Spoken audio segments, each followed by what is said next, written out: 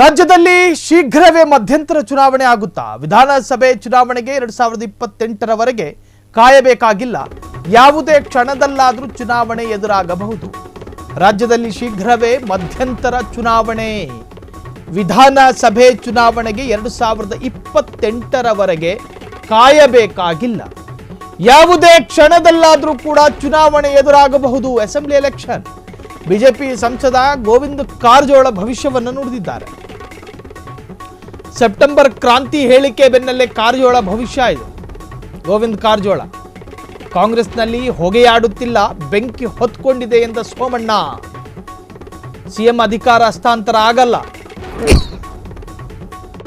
ಸರ್ಕಾರ ಪತನವಾಗಲಿದೆ.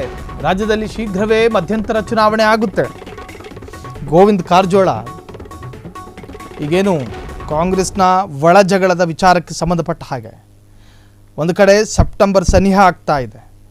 ಇನ್ನು ಸೆಪ್ಟೆಂಬರ್ ಸನಿಹ ಆಗ್ತಾ ಇರೋದು ಯಾಕೆ ರಾಜ್ಯದಲ್ಲಿ ಚರ್ಚೆಗೆ ಕಾರಣವಾಗಿದೆ ಅಂತ ಹೇಳಿದ್ರೆ, 2.5 ವರ್ಷದ ಅಧಿಕಾರ ಅವಧಿ ಮುಗಿದ ನಂತರ ಸಿಎಂ ಸಿದ್ದರಾಮಯ್ಯನವರು ತನ್ನ ಅಧಿಕಾರವನ್ನು DK ಶಿವಕುಮಾರ್ ಅವರಿಗೆ ಹಸ್ತಾಂತರ ಮಾಡಬೇಕು ಎನ್ನುವಂತಹ ಚುನಾವಣೆಗೂ ಮುನ್ನ ಚುನಾವಣಾ ಪೂರ್ವ ಪ್ರಮಾಣ ಸೆಪ್ಟೆಂಬರ್ಗೆ ಪೂರ್ಣಗೊಳ್ಳುತ್ತೆ.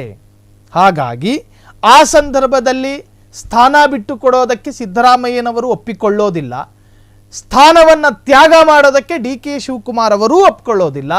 ಆಗ ಒಂದು ಸಂಘರ್ಷಗಳು ನಡೆಯುತ್ತೆ. ಆ ಸಂಘರ್ಷದ ಭಾಗವಾಗಿ ಮತ್ತೆ ಮಧ್ಯಂತರ ಚುನಾವಣೆ ಆಗುತ್ತೆ. ಇದೊಂದು ರಾಜಕೀಯ ವಿಮರ್ಶೆ. ಯಾವುದೇ ಕ್ಷಣದಲ್ಲಾದರೂ ಕೂಡ ಚುನಾವಣೆ ಎದುರಾಗಬಹುದು. ಬಿಜೆಪಿ ಸಂಸದ ಗೋವಿಂದ ಕಾರಜೋಳ ಭವಿಷ್ಯ ನುಡಿದಿದ್ದಾರೆ. ಸೆಪ್ಟೆಂಬರ್ ಕ್ರಾಂತಿ ಹೇಳಿಕೆ ಬೆನ್ನಲ್ಲೇ ಕಾರಜೋಳ ಭವಿಷ್ಯ. ಸೊ ಕಾಂಗ್ರೆಸ್ನಲ್ಲಿ ಹೊಗೆಯಾಡ್ತಾ ಇಲ್ಲ, ಬದಲಾಗಿ ಬೆಂಕಿ ಹೊತ್ಕೊಂಡು ಉರಿತಾ ಇದೆ. ಸೋಮಣ್ಣ ಹೇಳಿದ್ದದು ಸಿಎಂ ಅಧಿಕಾರ ಹಸ್ತಾಂತರ ಆಗೋದಿಲ್ಲ, ಸರ್ಕಾರ ಪತನವಾಗಲಿದೆ ಎಂದು ರಾಮುಲು ಒಂದು ಕಡೆ ಹೇಳ್ತಾರೆ. ಈಗ ಗೋವಿಂದ ಕಾರಜೋಳ ಬೇರೆ ತರದಲ್ಲಿ ವಿಮರ್ಶೆ ಮಾಡ್ತಿದ್ದಾರೆ. ಕ್ಷಣ ಕ್ಷಣದ ಸುದ್ದಿಗಳಿಗಾಗಿ ಫ್ರೀಡಂ ಟಿವಿ ಸಬ್ಸ್ಕ್ರೈಬ್ ಮಾಡಿ, ಲೈಕ್ ಮಾಡಿ ಹಾಗೂ ಫಾಲೋ ಮಾಡಿ. ಹೊಸ ಸುದ್ದಿಗಳ ನೋಟಿಫಿಕೇಶನ್ಗಾಗಿ ಬೆಲ್ ಐಕಾನ್ ಮೇಲೆ ಕ್ಲಿಕ್ ಮಾಡಿ.